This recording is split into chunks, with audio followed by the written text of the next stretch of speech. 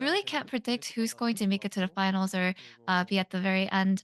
Um, because it wouldn't be weird if any one of the teams that have made it this far makes it to the finals. And I also felt this way last year about G2, but they are so fierce. So I'm really looking forward to how they perform and how it would feel like when I play against them.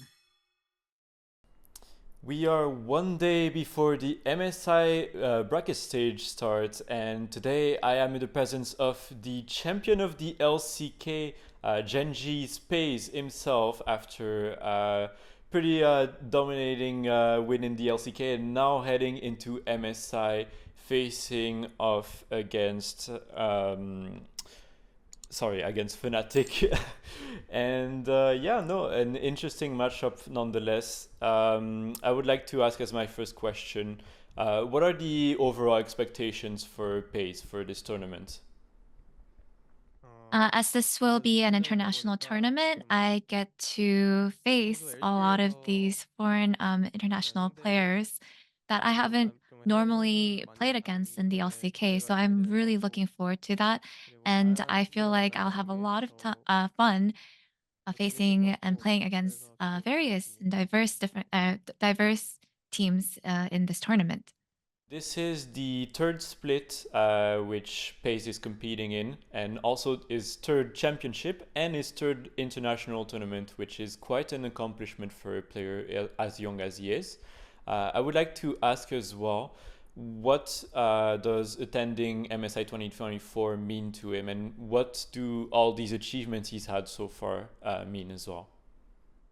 So yeah, I have been getting all these titles in the LCK ever since I debuted, and I feel like those titles and the winning the championship actually does uh, make me believe that I'm doing well, and I feel like making it to the international stage this time around, especially because I felt like I didn't really show a lot of what my potential can display in the last few international tournaments, I believed that this is the right opportunity to actually show and prove myself, and I will have to just do my best this time around.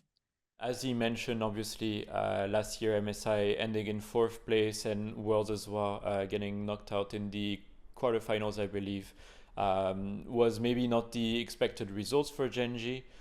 Even though the team has been very dominant locally, it seems that Gen.G has had an history of not performing as well internationally. I would like to ask as well, what is Peyz doing differently maybe at this tournament, and what does he think will give them an edge at MSI 2024 not to repeat the same mistakes?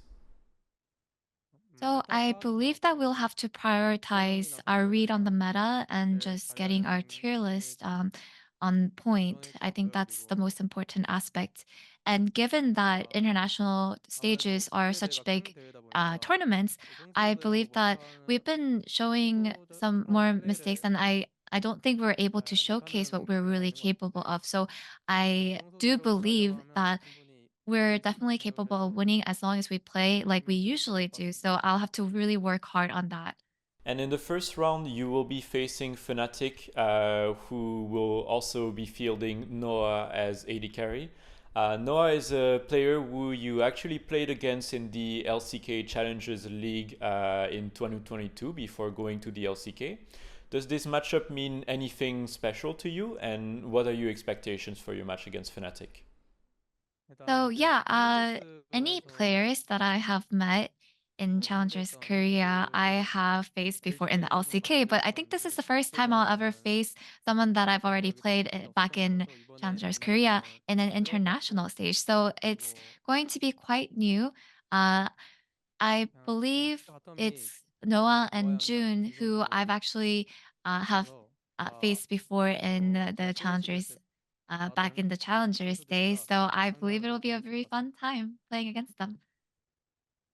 And that aside, obviously, as you mentioned, you are very excited to play against other international teams.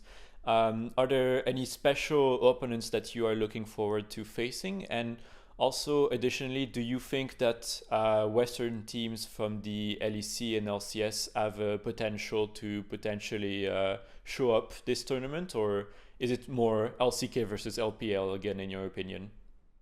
So, in terms of which team I want to or I'm looking forward to the most, is well, if I say T1, I've already played against them a bunch of times, so I'll have to go with maybe one of the LPL teams because they're so good at the game, and I feel like I'll have so much fun just playing against them. And I really can't predict who's going to make it to the finals or be at the very end. Um, because it wouldn't be weird if any one of the teams that have made it this far makes it to the finals. And I also felt this way last year about G2, but they are so fierce. So I'm really looking forward to how they perform and how it would feel like when I play against them. Last year, you were playing with the Light, which was also rather a young player in the league, and now you moved to playing with Lehends instead, which is a much more experienced and veteran player, I would say, since he's been competing for quite some years now. How different has it been playing with him, and how would you compare the strengths of 2023 Gen.G bot lane to 2024? So I think Delight and Lehens, they both are great players, very, very talented. And I think they have their own strengths. So it's really hard to compare those two and to give you like a difference on how they play or how they are as players.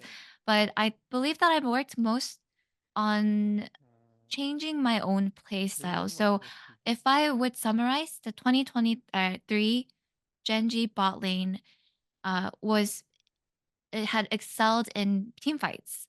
And I would say that in the 2024, Gen.G bot lane has improved and grown in every aspect. Thank you very much for your time today. We do have to close out right now. I wish you the best of luck in your next few matches as well, and hopefully we'll get to talk again soon. 감사합니다. 땡큐. 감사합니다. Thank you. Thank you.